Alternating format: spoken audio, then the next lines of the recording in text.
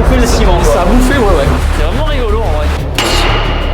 Cette porte là qui nous sépare de 40 mètres d'eau, si ça se lève, Si ça se lève, il y a toute l'eau qui s'engouffre. c'est ça. La Team Shape, nous sommes au barrage de Lausas dans le Tarn. Dans cette vidéo, la Team Shape, je vais vous montrer comment fonctionne un aménagement hydroélectrique. En gros, comment avec de l'eau, on fait de l'électricité. Pour ça, il y a plusieurs étapes que vous allez découvrir dans cette vidéo. De l'eau, un barrage, une dynamo. Vous découvrirez tout dans la vidéo. Merci donc à EDF de nous ouvrir leurs portes. Rendez-vous 40 mètres sous l'eau dans les galeries. Let's go.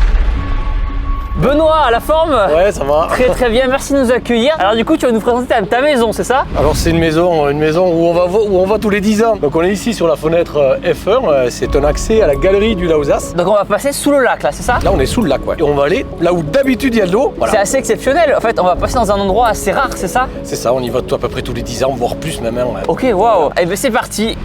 Ok, donc là on va rentrer. On va rentrer dans le chantier là. Allez, c'est parti. let's go. Waouh, ah oui, effectivement là. Donc là on est dans la galerie, ça y est. On dirait les grottes de Lascaux. Du coup, il y a les dinosaures qui venaient ici et tout, non? Ah non, là on est dans le rameau d'accès à la galerie. Ça, c'est interdit au public ici. Uniquement, complètement. Et l'eau qui coule, elle vient d'où là? C'est de l'eau du lac, c'est ça? Ah non, c'est de l'eau de la galerie qu'on va retrouver tout à l'heure là. Ok, Voilà. impressionnant. Le lac derrière moi, c'est un lac artificiel et le barrage a été créé dans les années 60. Ok, je me chauffe les mains là parce que pourtant on est en avril, il fait 0 degré. On est là, on est présent. Donc il faut savoir que le lac derrière moi, normalement, il est beaucoup plus haut. Mais comme il y a des travaux de maintenance, puisque vous allez voir dans la vidéo qu'on va passer par des galeries que normalement on ne peut pas passer. Parce que c'est l'eau qui passe et nous on va être un peu... Aujourd'hui on sera un petit peu de l'eau, on sera de l'eau aujourd'hui. Shapeless, like water. Le niveau du lac a été abaissé pour pouvoir faire ces travaux-là, c'est ça? Tout à fait. Allez, magnifique. Benoît, mesure combien cette galerie? Alors ça c'est le rameau d'accès, donc il fait à peu près 400 mètres. Bon, tout a été creusé dans les années 60 à la mer, hein, à l'explosif. Ça, Ouais, ça a été Ah miné ouais. à l'explosif. Tous les déblais ont été évacués vers l'extérieur. Et là on dirait qu'il y a des rails un petit peu, c'est ça? Alors non, c'est pas des rails, c'est en fait c'est un caniveau Ok. qui permet d'évacuer l'eau. On va arriver bientôt vers la porte étanche Ok. qui sépare la galerie sèche de la galerie en charge Qui est pleine d'eau à la base. et qui est tout en pleine d'eau effectivement. Ok, allez, let's go. Alors du coup, ça y est, on va rentrer dans la zone inondable. Dans la zone anneau effectivement. Alors du coup, la porte, elle est là, c'est ça initialement? C'est la porte étanche, effectivement, une porte qu'on vient basculer pour l'ouvrir, mais qui d'habitude est complètement fermée en fait. Et ce qui sépare la galerie en pression, ici on a 4 barres, c'est-à-dire 4 fois la pression que tu as dans ton robinet. C'est quoi l'épaisseur de la porte pour maintenir une telle pression d'eau? Bon, finalement la porte elle est là, tu verras, c'est une porte elle est avec une tôle acier Ouais. renforcée de structures métalliques importantes. C'est du classique en fait. Ça fait le taf. C'est parti. Rentrons dans l'eau. Ce barrage permet de couvrir les besoins en électricité d'à peu près 75 000 personnes. Bien sûr, et cela pour toute l'année. T'as froid? Ah ouais, j'ai froid, j'articule, j'y vais. Waouh, il y a un bruit sourd. C'est quoi ce bruit qu'on entend là? C'est les machines, les ventilateurs qui brassent de l'eau, de l'air pour les compagnons qui travaillent en fait. Ah ouais, on dirait qu'on rentre en enfer. Là, il y a un peu plus d'eau là. Non, c'est bon, tu peux. Ok, et là c'est l'épaisseur de l'eau. Juste là, attention là. Ok, là il y a un trou, là il y a beaucoup d'eau là. Voilà. Et là on part pour combien de mètres du coup là? On va remonter de 40 mètres à l'amont pour aller directement contre le barrage. Allez super, let's go.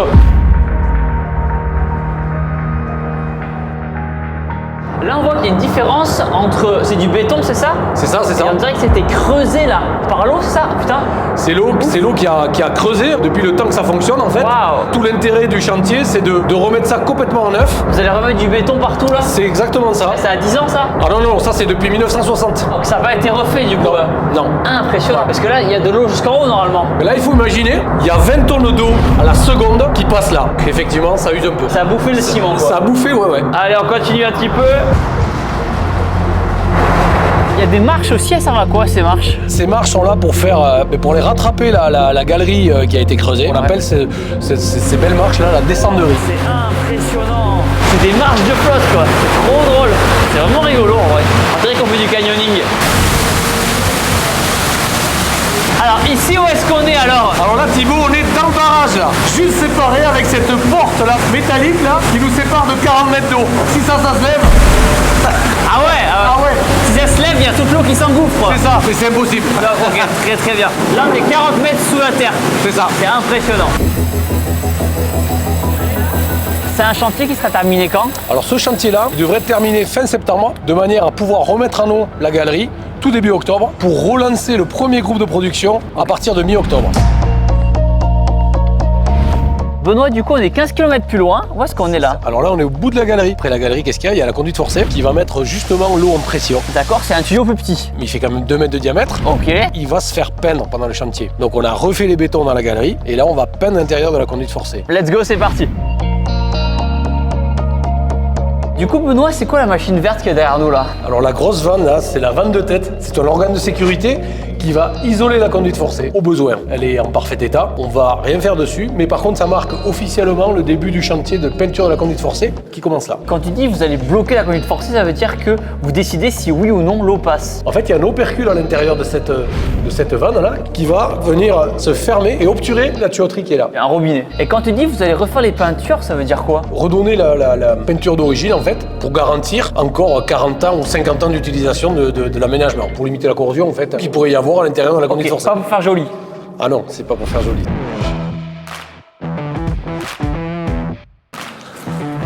Ah, ça résonne. 1, 2. Du coup, là, il y a un gros tuyau qui est coupé en deux et le bout qui est coupé est juste ici. L'eau passe par là, c'est ça? Alors l'eau va de là à là, effectivement, et ça c'est la virole amovible. On l'a enlevé pour le chantier pour permettre à des engins de rentrer par là. Les petits samerons là, qui s'appellent, bien sûr, qui rentrent par là. Ok, donc là, nous sommes dans une partie de la galerie et l'eau passe littéralement ici.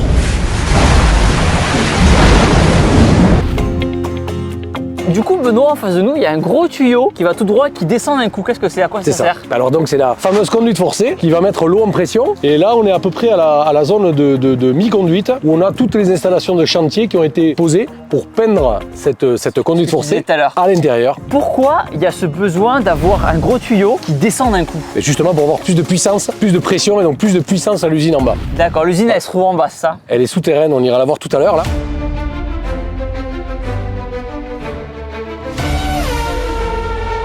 Alors du coup, ici, où sommes-nous, Benoît? Alors c'est là que tout se passe en fait. Voilà, c'est là où l'électricité naît. L'eau arrive par ces injecteurs là qui viennent projeter une espèce de jet bâton sur la turbine ici et la turbine tourne. À quelle vitesse? Elle tourne à 600 tours par minute. Et en fait elle entraîne le rotor de l'alternateur qui est au-dessus. Du coup, tout, ça produit l'électricité. On transforme l'énergie cinétique en énergie mécanique. Incroyable. Et ensuite l'eau retombe là-dessous et après ça repart vers la mer. L'eau passe par là, le cylindre recule et ça vient taper directement, fouetter les grosses cuillères et là, hop, 600 tours minute. Siam, la forme ou quoi? Très bien, oui. Très bien. Siam, du coup, toi, tu es ingénieur ici. Est-ce que tu peux nous expliquer à quoi sert le gros truc gris derrière nous? C'est ce qu'on appelle un alternateur. Donc c'est ce qui permet de transformer l'énergie mécanique en énergie électrique. Ça intervient juste après que l'eau ait frappé les cuillères, c'est ça, très vite? Exactement. Donc l'eau permet de faire tourner la turbine qui, par la suite, fait tourner un rotor qui nous permet de transformer justement cette énergie mécanique en énergie électrique. Il est constitué d'une partie fixe qu'on appelle stator, donc c'est ce qu'on voit derrière nous, et une partie mobile qu'on appelle rotor. Super. Et là, du coup, vous êtes en plein travaux, ça veut dire que ça, c'est le nouveau qui va venir remplacer l'ancien alternateur, c'est ça? Exactement. Qui a plus de 60 ans. D'accord. Il sera plus efficace celui-là, du coup? Il sera plus puissant. L'assemblage du stator, il est fait sur site. Donc la contrainte d'accès par la galerie que vous avez empruntée ne vous permettait pas de faire le transport. Et donc on assemble tout sur site. Donc c'est un travail qui est très manuel, très minutieux. Et donc mon rôle, c'est de m'assurer que tout est fait correctement dans les règles de l'art pour qu'on ait un alternateur performant. Attends, je te fais confiance, c'est pas moi qui vais t'aider. Ah, moi, Et pour info, il faut savoir que l'énergie hydraulique, c'est la première source d'énergie renouvelable. Donc Siam, nous sommes donc dans l'alternateur.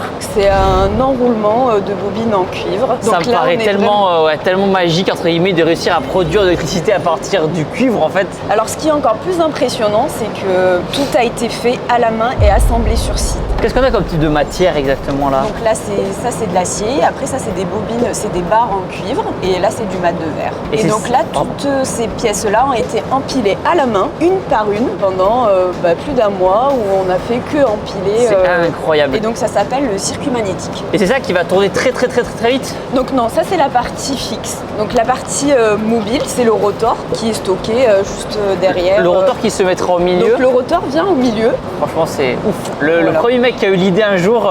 Merci Thibaut, ça fait plaisir. Incroyable. Siam, on a vu l'alternateur et là du coup c'est le rotor, c'est ça? Alors on a vu le stator. Oui, ah oui. L'alternateur, c'est un ensemble, c'est stator plus rotor. Ok. Et là, on voit la partie rotor, la partie qui tourne. Le mouvement d'eau entraîne la roue, Ok. qui entraîne le rotor, qui tourne dans le stator et qui nous permet de générer l'électricité. C'est du cuivre aussi? La paroi extérieure de l'alternateur, donc c'est des électroaimants. Ça me rappelle mes cours de physique à l'époque. C'est exactement ça, c'est les cours de physique qu'on retrouve. Ok.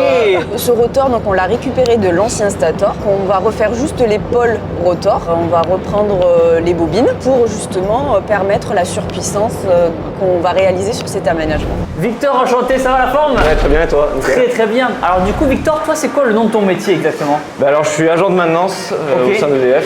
Donc tu es là pour faire en sorte que tout fonctionne bien. C'est ça, on intervient sur des démontages complets de machines comme celle-ci là. Ici, normalement, il y a le système de cuillère qu'on a vu juste avant. En fait, c'est ici, c'est là que se situe la roue Pelton que tu as vu sur l'autre machine. Bien sûr. Avec Et donc, les injecteurs là, donc Waouh, donc l'eau passe par là. C'est ça, Sous l'eau, elle- pression, l'eau elle envoie.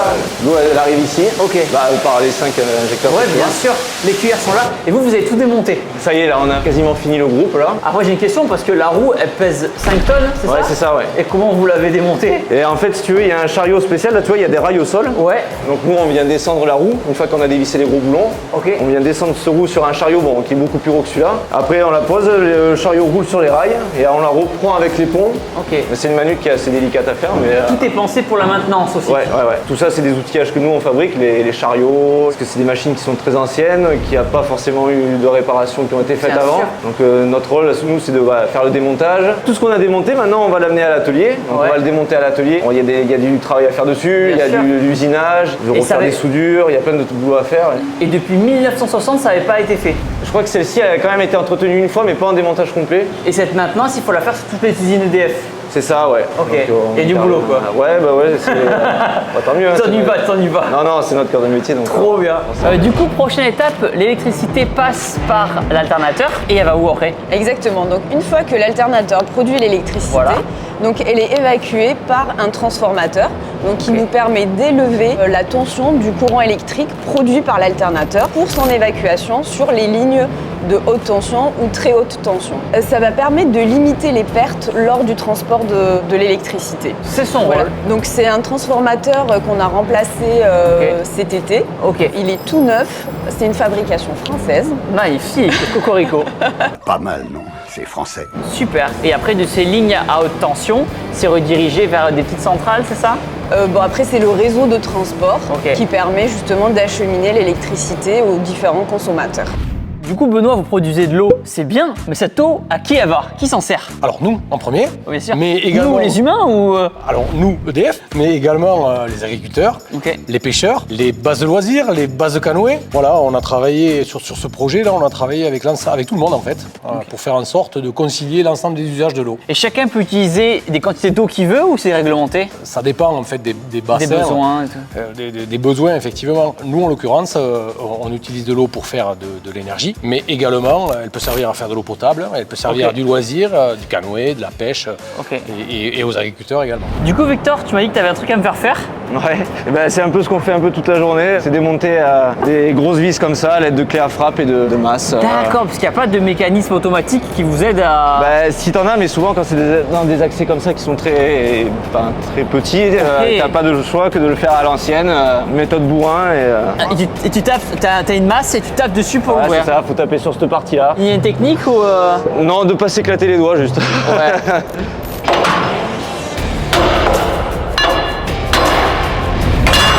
Attends, là,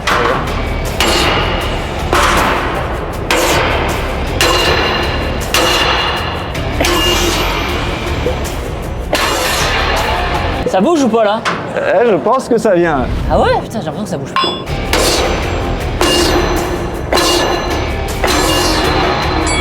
Ouais, c'est bon, ça a lâché. Ça a lâché? Ouais, c'est bon. J'ai rien cassé? Non, non, c'est bon. Et là, tu peux la... Ouais, là, bah, après, il faut continuer avec une grosse clé à cliquer. D'accord, ok. J'ai pas trop abîmé le truc là? Non, non, c'est bon, attention, il part à la poubelle. Ok. Allez, nickel. Bon courage en Ouais. tout cas les gars. Merci. Merci beaucoup. Du coup, Benoît, ici, où est-ce qu'on est alors? Alors là, on est dans le centre névralgique, c'est-à-dire la salle de commande de l'usine. Hein. On a tous les automates, les alimentations électriques continues. C'est là qu'on met en marche les groupes par cette armoire-là. Donc c'est le cerveau du truc. C'est ça. Derrière nous, il y a un escalier dit à l'égyptienne. Ça veut dire quoi un escalier à l'égyptienne? Pardon, attends, il fait froid. J'ai la bouche congelée. Derrière nous, il y a un escalier dit à l'égyptienne. Ça sert à quoi? Alors, ça sert à évacuer l'usine en cas de problème. Cela, sortie de secours, mais ça sert surtout à économiser un peu de béton, puisqu'en fait, vous voyez, il y a une autre marche, puis une autre, au lieu d'avoir une marche complète. C'est tout simplement ça. Des économies de béton. D'accord, je peux monter un petit peu pour voir? Ah bah oui. D'accord. Et en vrai, je trouve qu'on monte plus vite, hein. Ah, ça fait les cuisses, Tu hein. vois, 493 marches. Ouais. Putain, en vrai, il y a un défi cardio. Ok, bon, je reviendrai pour autre chose. Si vous qui regardez la vidéo, vous êtes intéressé donc pour travailler dans l'énergie hydraulique, il y a un lien dans la description. Cliquez dessus pour en savoir plus. Rendez-vous sur edf.fr. Je mettrai le lien dans la description. EDF recrute, ils recherchent du monde.